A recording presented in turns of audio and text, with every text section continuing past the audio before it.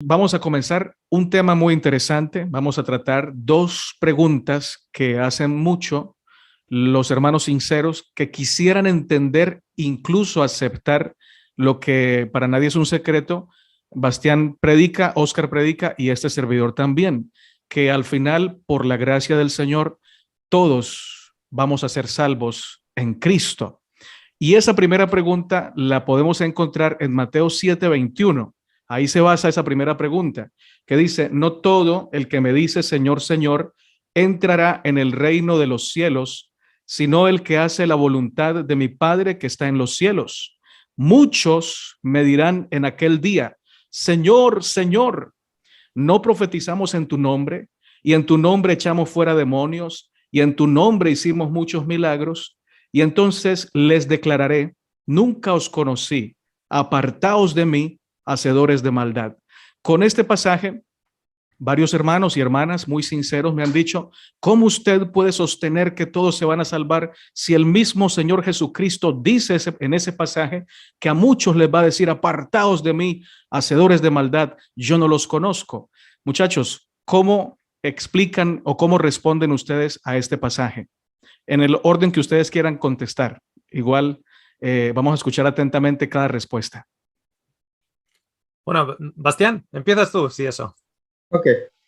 Bueno, en primer lugar, en notar que Jesús no está hablando de gente, por decirlo así, del mundo, como se denomina normalmente. No está hablando a prostitutas, ni a drogadictos, ni a ladrones.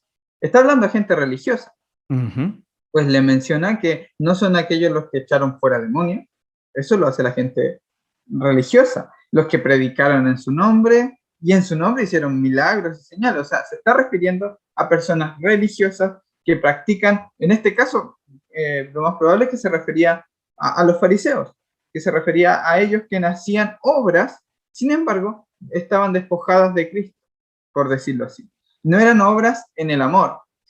Me llama mucho la atención la expresión nunca os conocí, apartados de mí, hacedores de, la palabra es iniquidad, que no es lo mismo que pecado, sino es, Jesús lo utiliza cuando le habla a los fariseos y le dice sepulcros blanqueados, están llenos de huesos de muertos y de iniquidad y de corrupción. O sea, es mostrar una fachada de santidad, pero dentro no siéndolo, o sea, presentar una norma, un estatus de santidad que no son en realidad, que no tienen. Se le denomina hipócritas a este grupo de personas, en lo que muchos de nosotros podemos haber caído. Sin embargo, Jesús dice que ellos, los que son echados afuera, el llanto y el crujir de dientes, son echados con los hipócritas, donde ven, los hijos del reino, ven cómo vienen Abraham, Isaac y Jacob y se sientan en el reino, mientras ellos están afuera crujiendo los dientes. Y la gran paradoja es que les dice que no os conozco, nunca os conocí. El problema es que Israel se creía, los hijos del reino, el pueblo que Dios conoció, como lo dice el Antiguo Testamento, ¿ok? El pueblo que Dios conoció, y a los que no conocía eran los gentiles. La gran paradoja es que son los gentiles, la gran ironía, los que vienen al reino y se sientan. Pasa que el versículo 24 continúa y dice: cualquiera pues, o sea, debido a lo que vengo diciendo, cualquiera pues que me oye estas palabras y las hace, le compararé a un hombre prudente que edificó su casa sobre la roca. Ok, y aquí viene toda la que ustedes conocen, el otro que edificó su casa sobre la arena. Y habla básicamente del cimiento de obras que uno construye su salvación o en Cristo, que es la roca, o en un fundamento no estable. Cuando leemos en 1 Corintios 3 esta situación, vemos que Pablo dice que el fundamento principal es Cristo. Cristo es el fundamento principal sobre el cual todo el edificio, y ahí se va sobreedificando. 1 Corintios 3, 11. Porque nadie puede poner otro fundamento, o sea, la roca, el que ya está puesto, el cual es Cristo.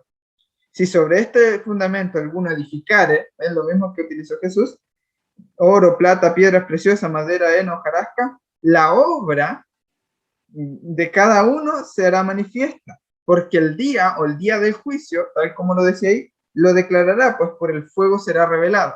Ujú. Si la obra de cada uno, el fuego la probará. Si permanece la obra de alguno, que sobre edificó recibirá recompensa. Por ejemplo, cuando Jesús dice, me vistes desnudo y me vestiste, me vistes con hambre y me alimentaste, me vistes con sed y me disteis de beber. Esa obra hecha por amor en Cristo permanece, porque no es una obra interesada para yo salvarme, sino un amor genuino al prójimo.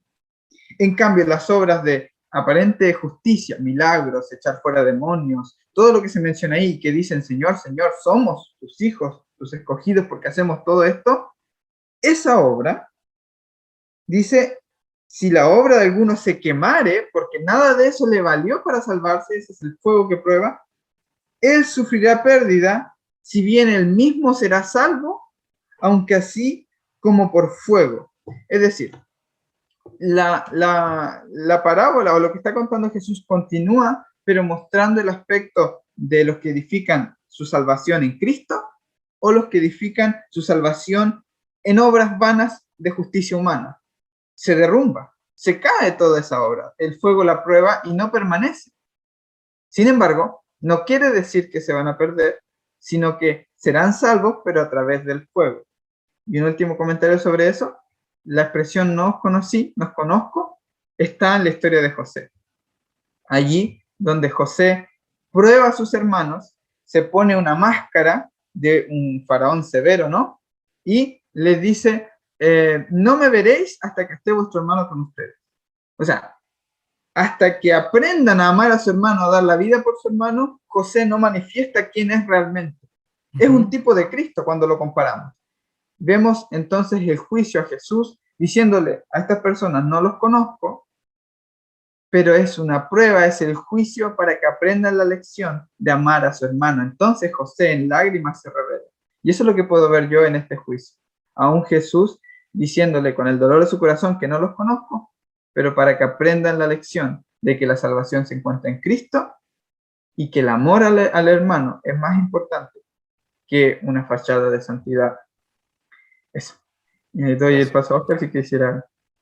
Muchas gracias. Bueno, yo añadiría, bueno, primero enfatizar el hecho de que en todo momento, cuando Jesús está mandando a gente al fuego, está mandando a gente al rechinar de dientes, está mandando a gente a la oscuridad o lo está mandando con los hipócritas,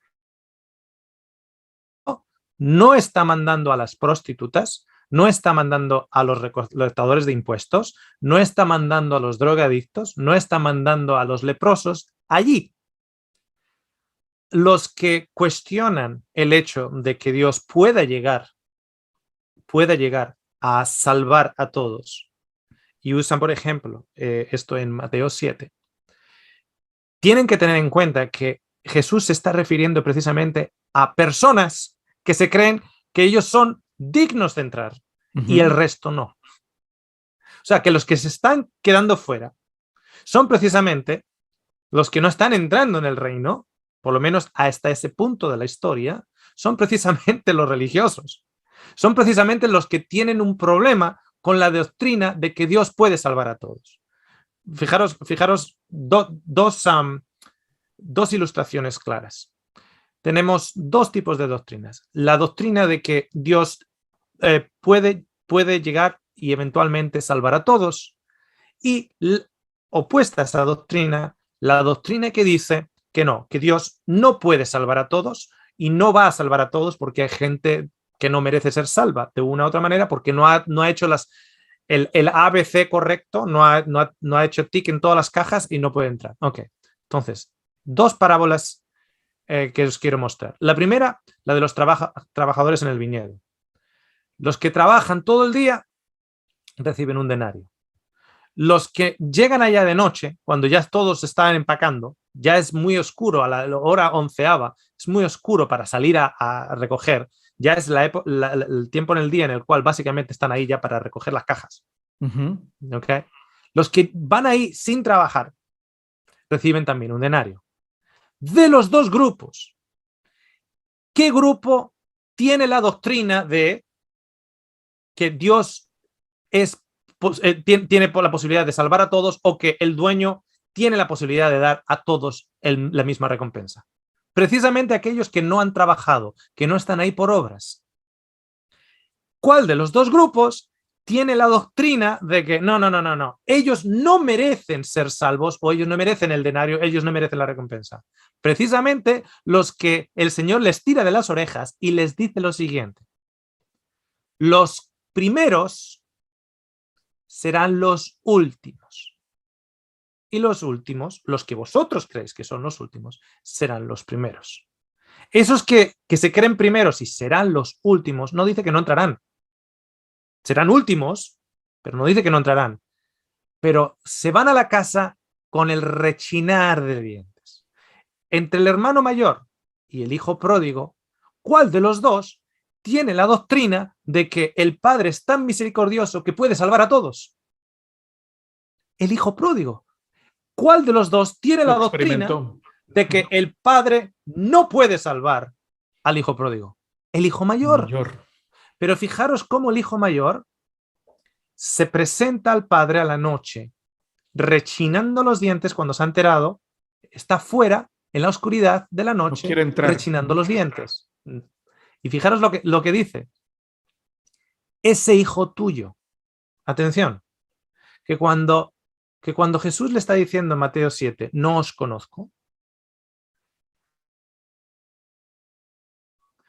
ellos no le conocen a él. ¿Por qué? Porque en el momento que el hermano del hijo pródigo dice, ese hijo tuyo, ese hermano mayor se está distanciando de la relación personal, no solo con el hermano, sino también con el padre.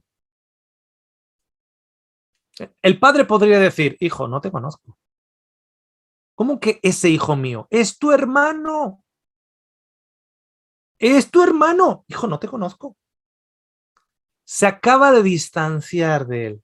Ahora, solo un detalle, porque como bien decía Bastián, sigue la parábola sigue la lección y habla de construir la arena, etc. Sabemos que la promesa a Abraham es que los redimidos serán como la arena del mar, no la arena de la playa. La arena del mar, del fondo del mar, es infinito, no se puede contar, como las estrellas del cielo, como la arena del mar. En Oseas 1 dice lo siguiente, en Oseas 1, versículo 8 al 10, dice, después de haber destetado a Lo Rumá, concibió y dio a luz un hijo. En Oseas usa los hijos de la mujer de Oseas para ilustrar la historia del pueblo que predica en su nombre. Y dice, y dijo Dios, ponle por nombre Lo a mí, porque vosotros no sois mi pueblo, ni yo seré vuestro Dios. ¿Qué le está diciendo? No os conozco. No seréis. Y fijaros, como todo, fijaros a cuántos está repudiando. Será el número de los hijos de Israel como la arena del mar que no se puede medir ni contar. Ahora, así de grande será ese número que dice, no sois mi pueblo.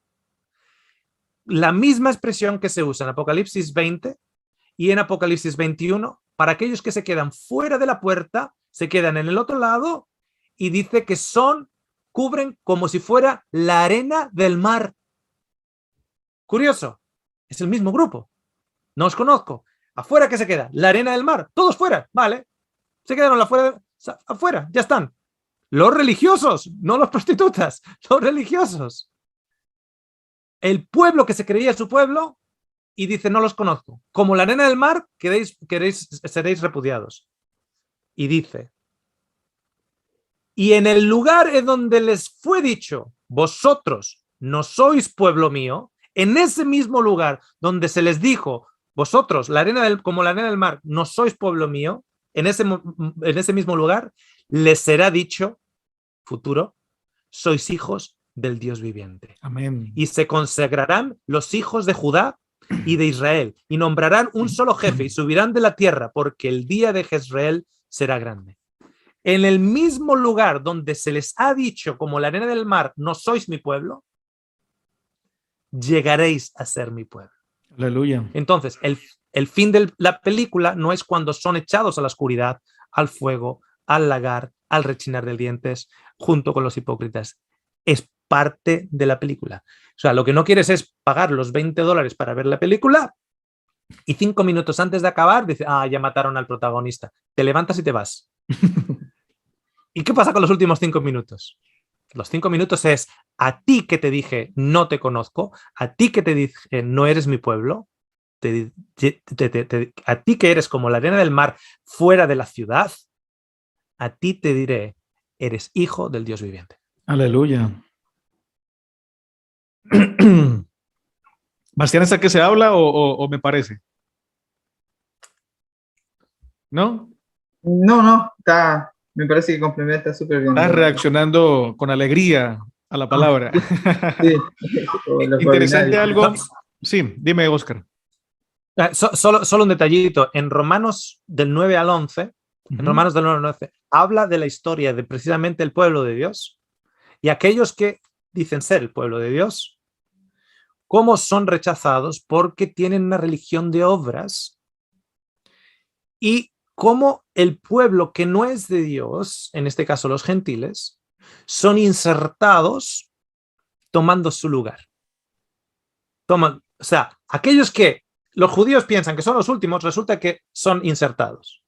Y aquellos que se creían los primeros, ¿serán los últimos? Claro que serán los últimos, porque en Romanos 11:25, de hecho en el versículo anterior, o en el 25 nos dice, porque no quiero, hermanos, que ignoréis este misterio. Si nos dice que no quiere que ignoremos el misterio, es porque tras revelarnos el misterio ya no va a seguir siendo misterio. Y dice, para que no seáis arrogantes en cuanto a vosotros mismos, que ha acontecido a Israel endurecimiento en parte ¿hasta cuándo? Hasta que haya entrado la plenitud de los gentiles. Cuando hayan entrado las prostitutas, cuando hayan entrado los leprosos, cuando hayan entrado los enfermos, cuando hayan entrado los incapacitados, cuando hayan entrado todo eso, hasta que haya entrado la plenitud es pleno, el pleno al 15, todos, la plenitud de los gentiles. Luego, todo Israel será salvo, como está escrito. Vendrá de Sión el libertador que apartará de Jacob la iniquidad. Y esta será mi pacto con ellos cuando yo quite sus pecados. Aquellos que se creían los primeros entrarán los últimos y entrarán cuando a Jacob, que significa engañador, se le quite los pecados. Si tú le quitas los pecados a alguien cuyo nombre es engañador, te acabas con el nombre Israel. Le quita a Jacob el pecado de engaño. Tremendo. Gracias, muchachos. Ilustra mucho lo que acaban de decir. Miren que Jesús les dijo, les aseguro que los publicanos y las prostitutas llegan antes que ustedes al reino de Dios. Esto no es algo que se está inventando Oscar o está diciendo Bastián porque quieren aportar para su argumentación. Es algo que Jesús dijo. Y esto no quiere decir que sea malo echar fuera demonios o que sea malo profetizar o que sea malo hacer milagros en el nombre del Señor. Todo eso es muy bueno. Lo malo es que el hacer esto nos haga pensar que esos son nuestras credenciales para entrar al cielo, como diciéndole al Señor, yo voy al cielo porque me lo merezco. Jesús les dice a esos que piensan así, no dijo, yo no te conozco. ¿Por qué? Porque los que pensamos así, que porque estamos en la iglesia, porque guardamos los mandamientos, ya somos dignos, no estamos presentándonos delante del Padre con la credencial verdadera. La credencial verdadera es Cristo Jesús, su justicia, su pureza, su santidad. Esto también es ilustrado por la parábola del fariseo y el publicano. El fariseo era excelente, no pecaba en apariencia, pero tenía un gran pecado que era la arrogancia, el orgullo de sentirse muy santo a tal punto que no sentía necesidad del perdón de Dios y de la gracia de Dios. En cambio, el publicano, que reconocía su pecado, dijo, Señor, ni siquiera soy digno de levantar mis ojos al cielo, solamente te pido que tengas misericordia de mí, que soy pecador. Y Jesús dijo que a ese sí lo conocía. No quiere decir que el fariseo será despreciado eternamente, sino que hasta que aprenda a amar al Señor, Primera de Corintios 8:3 dice, el que ama a Dios es conocido por él.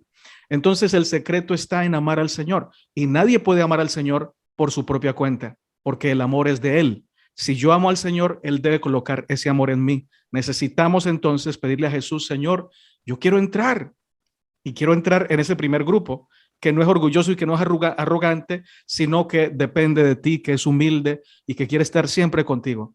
Así que, muchachos, muchas gracias, me han ilustrado mucho, me ha servido mucho esa respuesta. Invitación entonces a ser santos en el nombre de Jesús, pero no para ganar la salvación por esa santidad, sino porque el Señor Jesucristo vive en nosotros y obra esa santidad a través de nosotros. Otra pregunta muy importante que me gustaría hacerles es: la interpretación tradicional de la religión en general dice que si una persona muere sin haber aceptado a Cristo, se pierde. ¿Qué creen ustedes? ¿Qué dice la Biblia? ¿Hay oportunidad después de esta vida? ¿Sí o no? ¿O el que no aceptó a Cristo ya se perdió? ¿Qué creen ustedes?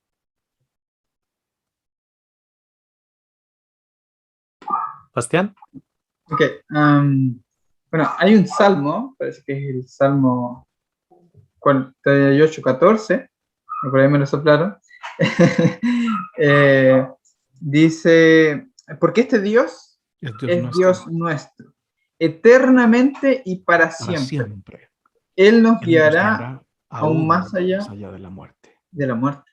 O sea, si Él nos guía aún al otro lado de esa frontera que es la muerte, que es pasar de esta vida, ¿no? Si aún Él está ahí con nosotros, sigue siendo nuestro Dios allí.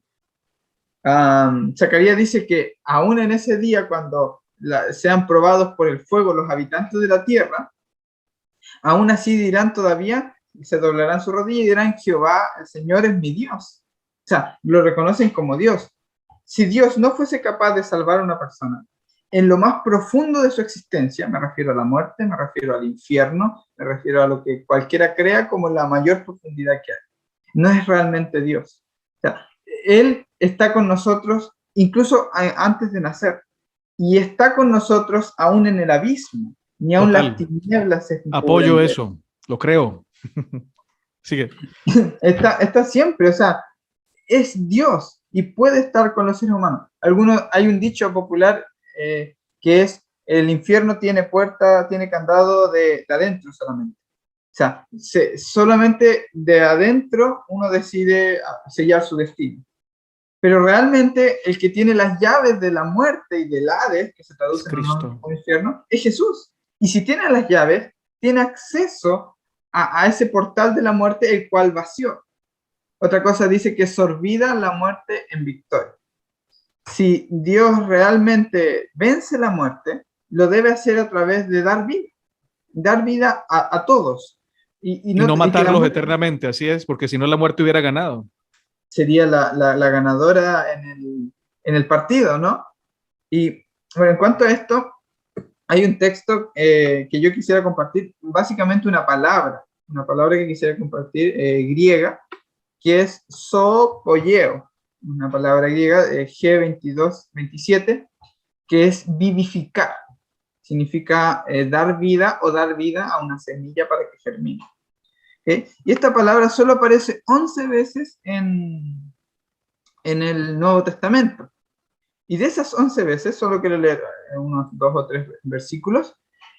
Una de ellas es, porque así como en Adán todos mueren, en Cristo no dice que algunos serán vivificados, porque la conexión gramatical no tendría sentido. No puede decir algunos, porque dice así como en Adán todos mueren, en Cristo todos serán vivificados. Y ahí está Amén. La palabra zoopoieo, que es vivificados. Resulta que esta palabra no significa resurrección propiamente tal. Cuando lo comparamos con otros versículos en los que aparece, dice lo siguiente, por ejemplo, Juan 5:21. Porque así como el Padre levanta a los muertos, esa es la resurrección, anástasis sería en griego, y les da vida. asimismo el Hijo también da vida a los que quiere. O sea, el Padre, uno, levanta a los muertos, resurrección, pero más aún les da vida, es zoopoieo, la misma palabra. Otro versículo es 1 Corintios 15, 45. Así que también está escrito, el primer hombre, Adán, fue hecho un alma viviente, y el último Adán, espíritu vivificante. Y quiero mostrar y demostrar con el siguiente versículo que esta palabra no significa resurrección, sino la vida en Cristo, donde son glorificados y dan fruto como la semilla, cuando cae a la tierra, muere para poder crecer y dar mucho fruto. Y es Gálatas 3:21. Fíjense lo que dice, porque esta es la vida espiritual, la vida en Cristo. Entonces, ¿la ley es contraria a las promesas de Dios? De ningún modo, porque si hubiera sido dada la ley hubiera sido capaz de impartir vida, la expresión es vivificar o zoopoieo, entonces la justicia ciertamente dependería de la ley. Esto es vida espiritual, esto es vivificar en el espíritu, una vivificación de vida en Cristo. La palabra zoe, hay 3 palabras para decir vida en griego, y una de ellas es zoe, de donde viene zoopoieo, que se utiliza en Juan 3:16, la vida eterna. O sea, también Cristo dice, yo soy la resurrección y la vida. O sea, Él da esa vida en Él. La vida eterna es conocerle a Él. Y si Dios quiere que todos los hombres sean salvos, como afirma Pablo, que todos serán vivificados y vengan al conocimiento de la verdad. Eso sería la vida eterna, el conocer a Cristo. Si Dios quiere eso, supongo que no tendría ningún sentido a las alturas del partido, cuando está hablando Pablo y dice, Dios quiere que todos los hombres sean salvos, no tiene sentido decirlo si la muerte selló el destino de las personas que vivieron anteriormente. Me explico. Si la muerte ha sellado ya a los antediluvianos, a los de Sodoma y Gomorra, ¿qué sentido tiene Dios en decir que quiere que todos sean salvos? ¿Para qué lo dice? ¿Para qué hace ilusiones? No tiene sentido si eso ya es un hecho que ya está concretado. Si la muerte ya selló el destino de ellos. Si lo dice, es porque hay una esperanza más allá de la muerte. Hay algo más allá. Como decía Oscar, y con esto quiero cerrar como la idea, como decía Oscar, en Romanos 11 se dice que todo Israel será salvo. Muchos de los israelitas murieron sin creer en Cristo. Gentiles murieron sin creer en Cristo, que es el resto del mundo. Entonces, ¿cuándo llegará el momento para ellos? Matusalén vivió 996 años. Y un niño que nace en las favelas muere a los 14 años, sin conocer de Cristo.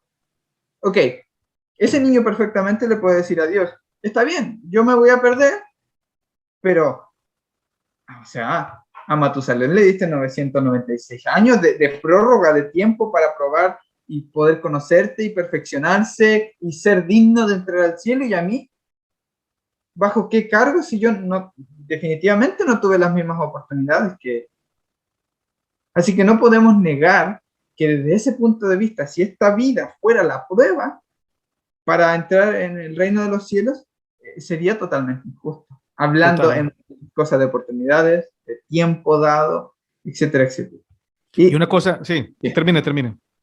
Sí, la última parte que quería mencionar sobre la vivificación. Resulta que Romanos 11:11 dice, han tropezado los de Israel para que cayesen en ninguna manera, pero su transgresión vino, a causa de su transgresión, la salvación a los gentiles, para provocarles a celo. Y si su transgresión es la riqueza del mundo, o la reconciliación del mundo, su defección, la riqueza de los gentiles, cuanto más su plena restauración, y más abajo, en el versículo 15, me parece, porque si su exclusión es reconciliación del mundo, ¿qué será su admisión? Sino vida de entre los muertos. Y si las primicias son santas, también lo es la masa restante, y si la raíz es santa, también lo son las ramas. O sea, está hablando de que Israel finalmente va a dar fruto.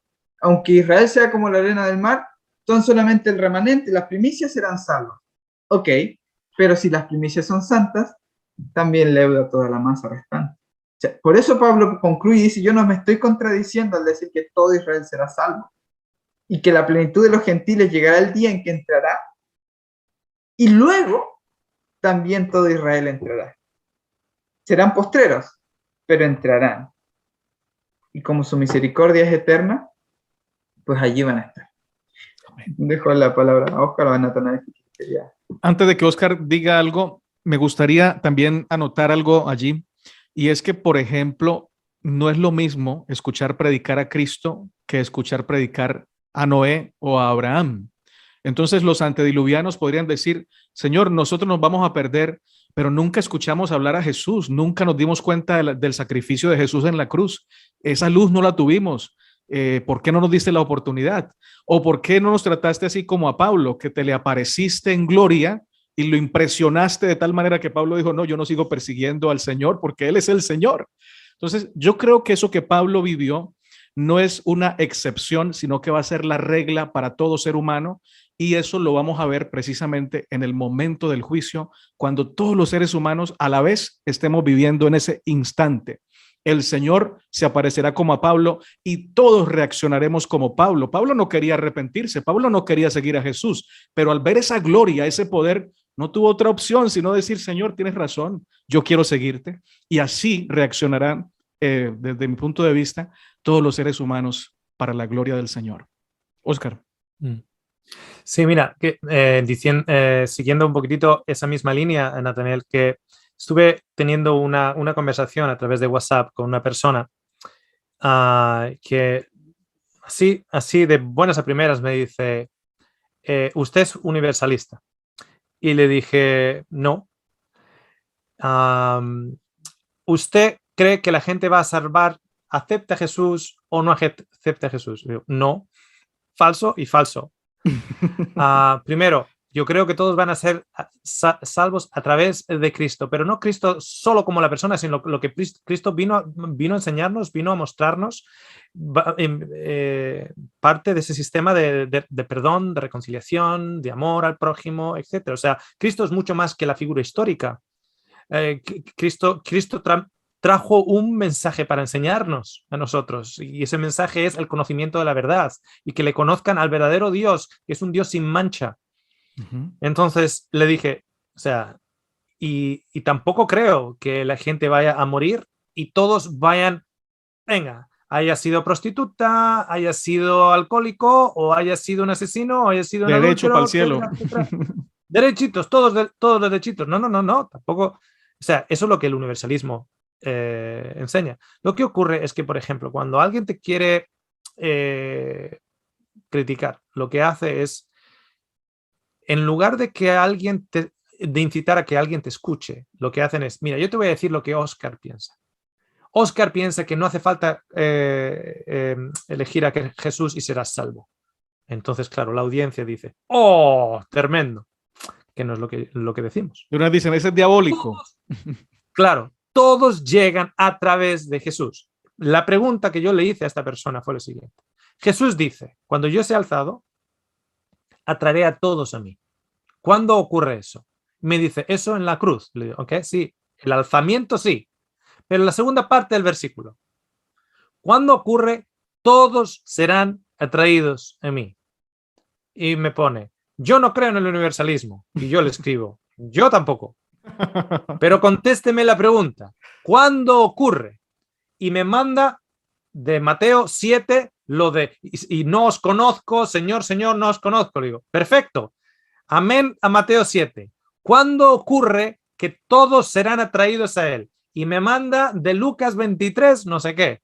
Perfecto, amén a Lucas 23. ¿Cuándo ocurre que todos serán atraídos a él? Y dejó de hablarme. Me dijo, no más. No pudo contestar a una simple pregunta. ¿Cuándo va a ocurrir que todos, ya que Jesús ya ha sido alzado, cuándo va a ocurrir que todos van a ser atraídos a él? Entonces, hay un versículo totalmente sacado de contexto o puesto un comentario muy sacado de contexto que es en Filipenses 2. Si lo encuentro rapidito, os 8 lo al leo. 11. Ujú. Muy Ajá, bueno. efectivamente. Entonces, en esos versículos, fijaros cómo han sido interpretados totalmente fuera de contexto y con un comentario, además, añadiendo información que no está presente ni en el capítulo ni en el libro. Y dice que por lo cual Dios también le exaltó hasta lo sumo y le dio un nombre que es sobre todo nombre, para que en el nombre de Jesús se doble toda rodilla, y fijaros dónde están esas rodillas, Ujú. de los que están en el cielo, de las rodillas de los que están en la tierra y los que están bajo la tierra. Podemos decir en el abismo, en el Hades, en la tumba, como lo quieras llamar. O sea, los que están en el cielo, está claro que están admitiendo que Jesús es Dios, porque están ahí arriba en el cielo, ¿correcto? Luego los de la tierra y luego los de abajo. Y dice, y toda lengua confiese que Jesucristo es el Señor para gloria de Dios. Ahora, cuando tú comparas la palabra de Jesús que dice, todos serán atraídos a mí, dices, mira, aquí se va a cumplir. Pero ¿qué ocurre?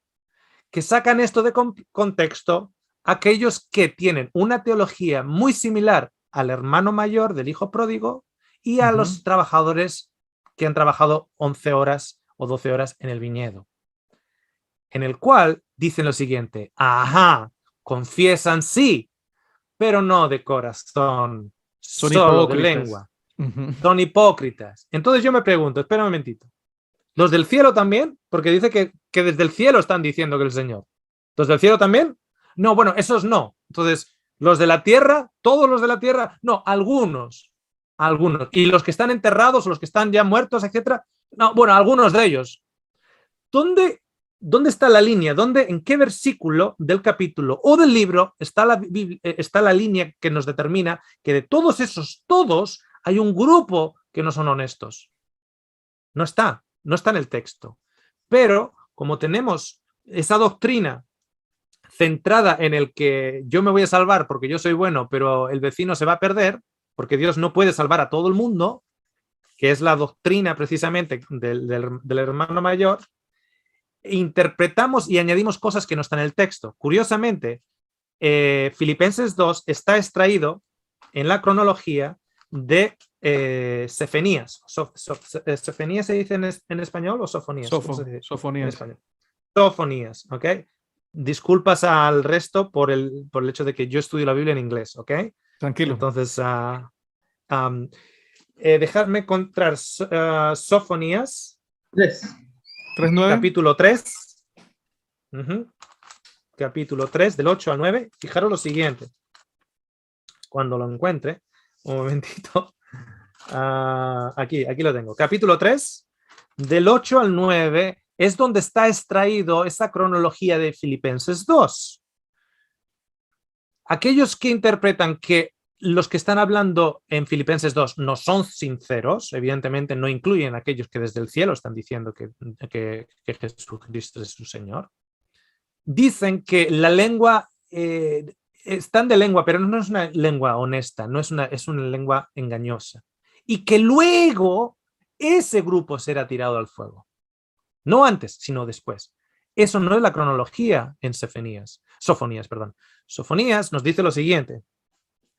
En capítulo 3 dice, por tanto, esperadme, dice Jehová, hasta el día que me levante para juzgarlos. Versículo 8.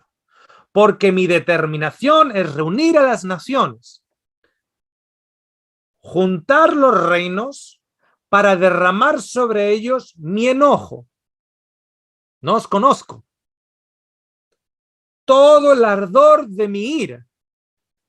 Por el fuego de mi celo será consumida toda la tierra. Ajá. Fijaros el versículo 9. En aquel tiempo devolveré yo a los pueblos Esto es Pureza. después del fuego, no antes. A los pueblos que ha consumido, los ha tirado todos al fuego, devolveré pureza de labios. No son labios engañosos, son pureza de labios para que todos invoquen el nombre de Jehová, para que les sirvan de común consentimiento o con libre albedrío.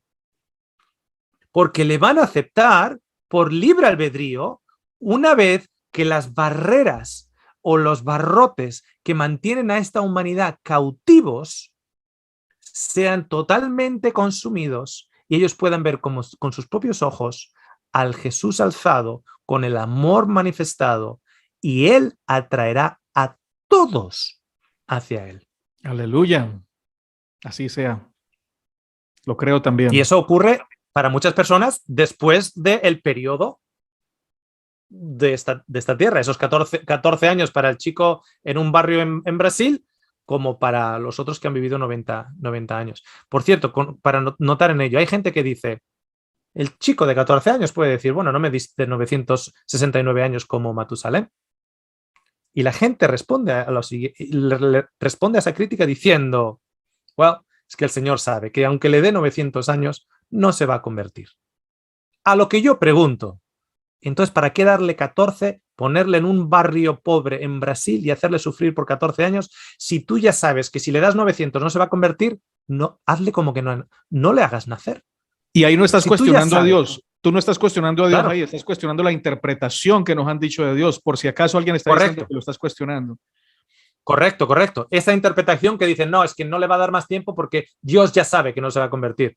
Pues si esa es una interpretación válida, ¿para qué le da 14 años entonces? Esa es la interpretación del hijo mayor de la parábola, que esperaba que el papá, cuando el menor viniera, lo echara. Esa es la interpretación. Efectivamente, efectivamente.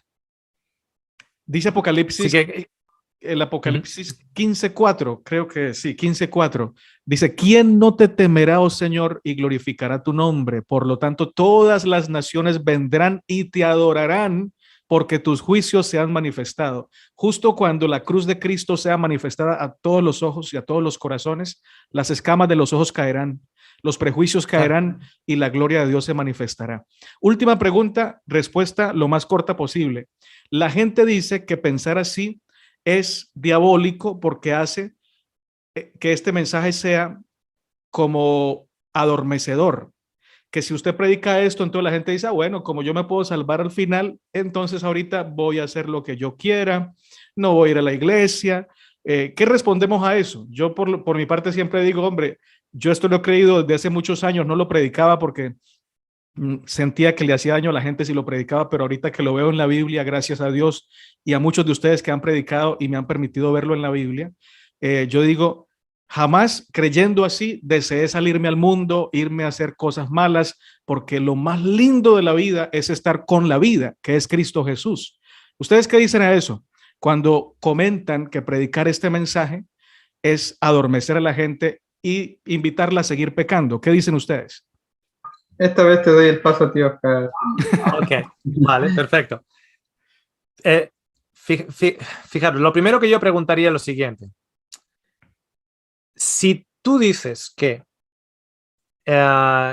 entendiendo que todos eventualmente, porque no son todos al mismo tiempo, sino que eventualmente todos van a ser atraídos a Dios, a la pureza de Dios. Aquellos que ya han sido atraídos a esa pureza de Dios, a día de hoy, a esa pureza, es una pureza del amor, del respeto, del amor al prójimo. Yo me pregunto, si a ti este mensaje, lo que te causa este mensaje es ir y cometer pecados, comenzar a cometer adulterio con tu esposa porque al fin y al cabo te vas a salvar, robarle al vecino porque al fin y al cabo te vas a salvar y etcétera. Yo te pregunto, ¿para qué entonces antes no lo hacías? ¿Por qué no cometías adulterio antes? ¿Por qué no robabas antes? ¿Por qué ibas a la iglesia antes? Y ahora has dejado de ir a la iglesia. Ahora has empezado a cometer adulterio, porque al fin y al cabo te vas a salvar. No sé si te has dado cuenta, pero eso significa que la religión a la cual tú te estás basando El ir a la iglesia, el ser fiel a tu esposa, el no robar al vecino, es religión de obras. Porque en el momento que yo te he dicho que esas obras no valen para nada, tú vas y vas a hacer pecado. Significa que tú estabas pensando que el pagar tu diezmo y el ir a la iglesia te estaba salvando. Ahora, un paréntesis, sí valen para algo, no para salvación. Para salvación no valen nada, pero pues en cuanto a la vida moral y de Claro, beneficio en la tierra, sí valen, claro. valen mucho. Evidentemente, o sea, pero no para salvación. Ajá. O sea, porque si tú estás diciendo, entonces, si me voy a salvar, dejo entonces de estudiar mi Biblia. Si me voy a salvar, entonces mi pregunta es, bueno, entonces, ¿para qué lo estudiabas antes? ¿Para salvarte? Por miedo. O sea, por miedo. Estudiabas tu Biblia para salvarte, orabas al Señor y hablabas con Él, caminabas con Él, hablando con Él, para salvarte, no por una relación. O sea, imagínate lo siguiente. Tú tienes a tu esposa y tú le dices a tu esposa, hay una ley, esposa mía, que me prohíbe cometer adulterio. Por lo tanto, yo voy a seguir la ley. Tu esposa no va a estar muy impresionada, porque nosotros no vamos a ser fieles a nuestras esposas porque hay una ley. Nosotros vamos a ser fieles a nuestras esposas porque amamos a nuestras esposas. Amor. De hecho, cuando nosotros quitamos la ley, la quitamos del medio completamente. Si nosotros estamos enganchados al amor de Dios, yo no voy a salir a violar a nadie, no voy a salir a matar a nadie y no voy a salir a adulterar con nadie. ¿Por qué? Porque el amor está por encima de la ley. Cuando tú temes, y esto es lo que ellos temen, dicen, es que si tú quitas esto, si tú quitas este miedo al perderse, le quitas el miedo al perderse, entonces nuestros jóvenes se van a salir de la iglesia. A lo que yo me pregunto, entonces, ¿qué les retiene? ¿El miedo en la iglesia? No, y no hay muchos. No, también con este mensaje de condenación tampoco es que hayan muchos jóvenes en la iglesia, o sea que tampoco es muy efectivo. Efectivamente, o sea, Bastián tiene un grupo, ¿cuántos hay en un grupo de cientos de personas en diferentes grupos de WhatsApp? Y la gran mayoría son jóvenes, la gran mayoría son jóvenes. Entonces uno se pregunta, wow, si es un mensaje tan pagano, ¿cómo es que está atrayendo a los jóvenes? Y el mensaje verdadero, entre comillas, está haciendo que los jóvenes se escapen de las iglesias. Entonces, en realidad, el mensaje, la persona que piensa, bueno, entonces si me voy a salvar, voy a hacer lo que me dé la gana, yo te puedo decir lo siguiente. Anteriormente a recibir ese mensaje y actuar de esa manera, estabas yendo a la iglesia, estabas pagando tu diezmo, pero en realidad estabas en el grupo de aquellos que te dice, Señor, no te conozco. Sí. Por los malos motivos, estaba obedeciendo por los motivos equivocados también. O sea, efectivamente. También estaba perdido. Efectivamente. El amor de Dios es el poder más, es la fuerza más poderosa que existe. Si nosotros entendemos que el amor de Dios, si nosotros entendemos el amor de Dios, el hijo pródigo no va a ir el día siguiente a robarle el dinero al padre e irse de vuelta. Que entendió el amor de Dios. Y sin embargo, fue una salvación totalmente gratuita y completa y plena. Pero como el hijo pródigo lo entendió, el hijo pródigo lo entiende, no le roba al padre y no le critica o le juzga al padre. Es el hijo mayor que está ahí por las obras, el que se le queja al padre y encima le dice, yo no me he ido de asado argentino con mis amigotes, no me he ido de fiesta, he estado aquí, etcétera, etcétera. Ahora me estás diciendo, si te das cuenta, Nathaniel, es el mismo argumento, ese argumento que me acabas de decir, es el mismo argumento que el hijo mayor. Es el mismo argumento que aquellos que trabajaron 12 horas en el viñedo. El mismo. Yo he estado aquí trabajando, me estás diciendo a mí que sin trabajar me iba a dar lo mismo. Entonces, ¿por qué estaban en el viñedo? No estaban por amor a Cristo, estaban ahí por la recompensa. Sí. Entonces, estaban perdidos y no lo sabían. Yo, en cuanto a lo que dice Oscar, yo quisiera agregar algo más que tiene que ver con la típica pregunta. O sea, si todos vamos a ser salvos, ¿para qué predicar? Esto lo expandí un poquito más en cuanto a la predicación, ¿no? En un tema que tenemos en el canal que se titula Juegos de Tronos. Hablamos sobre el juicio según las obras. Y ahí vemos que el trono en el que se sienta Cristo para recompensar a cada uno según su obra, la palabra es bema, no es tronos, es bema. Y significa, es el mismo trono donde se sentaban los jueces olímpicos para juzgar el desempeño de los atletas.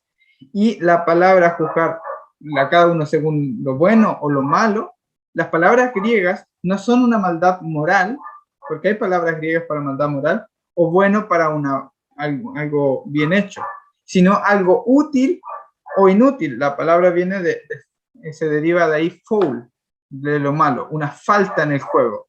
Entonces es como la idea del juicio de Cristo que presenta Pablo. Y aquí cuando presenta la corona no es la misma que se utiliza siempre, diadema, sino estéfanos, cuando habla del premio, la recompensa.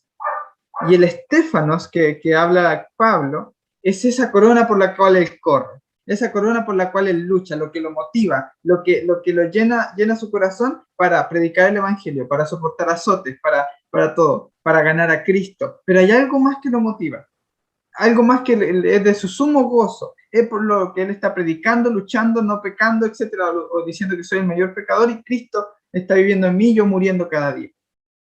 Esa mayor motivación, Pablo dice literalmente cuál es la corona, la estéfanos.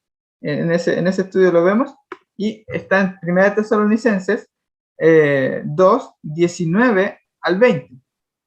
Dice: porque ¿cuál es nuestra esperanza, o gozo, o corona de que me gloríe? ¿No lo sois vosotros delante de nuestro Señor Jesucristo en su venida?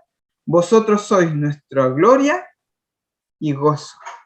O sea, Pablo, cuando hacía todo esto, no lo hacía por él obtener un premio o una recompensa, sino porque cada una de las vidas a las que impactó vivieron ya, como lo dice en Hebreos, con una conciencia perfecta, sin esa culpa y condenación que traían de perfeccionismo, de no alcanzar nunca la meta, quitaba todas esas cadenas. Por eso decía, ahora ninguna condenación hay en Cristo Jesús. Comienzan a vivir la vida eterna desde aquí. Ese gozo que genera ver a otros alegres y contentos en Cristo es su corona, ese es su estéfanos, esa es por lo que él se gloriaba, eso era lo que él le encantaba. Y dice otro versículo en Hechos: por esto yo corro, o sea, quiero alcanzar aquello por lo cual fui llamado por Cristo. Mi objetivo es terminar mi carrera con gozo y de anunciar la buena noticia del amor de Dios. En el estudio leemos varias versiones, me parece que es Hechos, donde está, pero habla acerca de anunciar la buena noticia del amor de Dios, o hablarles a otros de lo mucho que Dios les ama.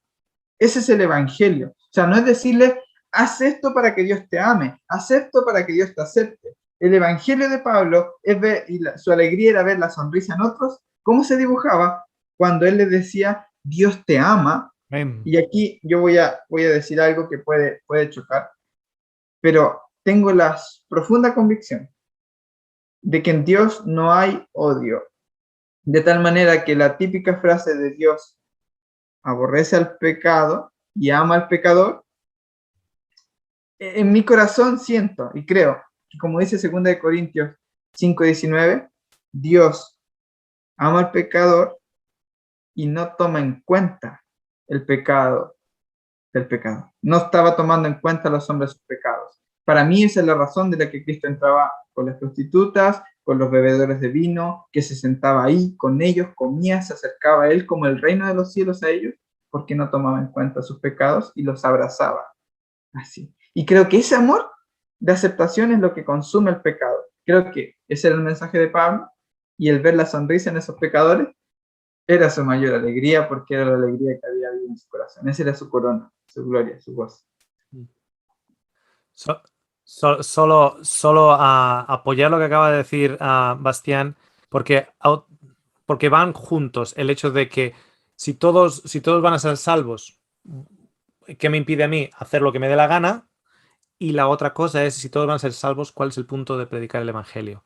Es que el Evangelio es el Evangelio de la libertad, no es el Evangelio de la esclavitud. Los judíos recorrían tierra y mar para convertir a un proselita y luego le hacían doble hijo del demonio, le llenaban con cargas. ¿Para qué predicar el Evangelio? Primero tenemos que identificar cuál es el Evangelio eterno. El Evangelio eterno es las buenas noticias de un Dios que te perdona, que no toma tus pecados. El Evangelio es el que trae las buenas noticias a unos padres cuyo hijo se ha suicidado. ¿Para qué predicar el Evangelio? Es para ir a donde un esposo que está en el hospital y su esposa de 40 años ha fallecido en el hospital de cáncer. Y decirle, tú le vas a ver de vuelta. Y el esposo darse la vuelta y decirte, yo soy inmundo, no hago esto, no hago lo otro. Te dice, todavía como pollo. Y te das cuenta, que dices, espera un momentito. ¿Qué tiene que ver que todavía comas pollo para ver a tu esposa? Y te das cuenta que el evangelio que le han puesto en la cabeza no es el evangelio. Son barreras, son barrotes. Entonces, en las buenas noticias han de ser predicadas. ¿Por qué? Porque el mundo sigue aún viviendo en la esclavitud, primero de sus obras y luego de una autoestima muy bajoneada de pensar que hagan lo que hagan, no van a poder ser salvos. Y ahí vienes con el aire fresco, el Espíritu del Señor, el Rúa, el Neuma, para decirles que Él te ama, Él te ha creado para salvación. No tiene en cuenta tus pecados, vas a volver a ver a tu hijo, vas a volver a ver a tu esposa, vas a volver a ver a tu abuelo, va a haber un momento de la restauración, va a haber la restauración de todas las cosas, las hojas del árbol serán, bajo la sombra de esas hojas, será para la restauración y la reconciliación de las naciones que han levantado banderas y estandartes de racismo, de neonazismo, etcétera, etcétera. Para eso se predican las buenas noticias, porque es diferente a lo que el ser humano experimenta aquí. Para eso hay que seguir predicándolo. Amén. Es que un mensaje tan lindo como tenerlo en silencio. Hay que predicarlo a todo el mundo para que se den cuenta que Dios ama con amor incondicional. Y eso precisamente es lo que crea el fruto de la verdadera obediencia en el corazón del ser humano. Para terminar, me gustaría recalcar que el Señor Jesucristo nunca habla con odio, nunca habla con rencor. Si esa palabra que dice, apartados de mí, hacedores de maldad, no os conozco, la dijo Jesús, podemos estar seguros, o la va a decir Jesús, podemos estar seguros de que producirán en el corazón de los que escuchen esas palabras un fruto contrario a lo que la mayoría cree. Esa gente no se va a sentir condenada, sino que se va a sentir llamada al arrepentimiento. Por ejemplo, cuando el Señor le dijo a Eva, con dolor parirás los hijos, y Adán le dijo, con el sudor de tu frente ganarás el pan o comerás el pan, y hasta que vuelvas a la tierra, porque de ella fuiste tomado, porque polvo eres y al polvo volverás. Adán y Eva pudieron haber perdido toda esperanza, pero lo siguiente que dice Adán demuestra que esas palabras tan duras del Señor produjeron en Adán lo contrario a lo que todo el mundo esperaba. Produjeron esperanza, porque él le puso a Eva madre de todos los vivientes y no le puso madre de los que se van a morir o los que están apartados o de los malditos, sino madre de todos los vivientes. O sea, las palabras de Dios, como están cargadas con tanto amor, aunque en apariencia o en lo exterior sean aparentemente negativas, producen fruto de justicia y de arrepentimiento en el corazón de la gente, porque las dijo Jesús. Así que alabado sea el Señor, hay esperanza en Amén. Cristo. ¿Vosotros, Oscar, oraría para finalizar? Sí, claro. Muchísimas gracias que tienes para con nosotros, del cual solo conocemos la superficie de él. Queremos adentrarnos, inundarnos de ese amor, porque nos falta mucho de ese amor en el trato los unos con los otros. Tratamos de discutir los unos a los otros de una manera que no tiene el dulce aroma del amor. Tratamos de imponer los unos a los otros, tratamos de seguir las normas que este mundo nos ha enseñado, pero queremos que tú nos enseñes. Queremos que ese amor sea parte de nuestro aroma, allá donde vamos, del aroma de nuestra propia respiración, de nuestras propias Amén. palabras, que todo sea Amén. impregnado con ello, porque de Aleluya. esa manera podemos manifestar que no solo tú nos conoces, sino que te conocemos a ti. Amén. Te agradecemos, Señor, por Nathaniel, por la oportunidad que nos ha dado en esta hora. Y te agradezco, Señor, que continúes bendiciéndole a él y a toda su Amén. familia, así como a Bastián y a su esposa también, y al Amén. resto de la familia. En Amén. el nombre de Jesús. Amén. Amén. Gracias, hermanos del canal En Defensa de la Fe. Debajo de este video les voy a dejar los enlaces de los canales respectivos de mis compañeros de SET en esta oportunidad para que vayan a esos canales si desean seguir escuchando mensajes enfocados en la salvación para todos por la gracia de Cristo. Fuerte abrazo, gracias por quedarse hasta el final. Recuerde que no es necesario que apoye lo que decimos. Sencillamente, así como nosotros respetamos lo que usted cree, también esperamos que usted lo respete y por lo menos lo investigue con oración. Dios te bendiga, Dios te guarde, eres muy amado y muy amada por el Señor.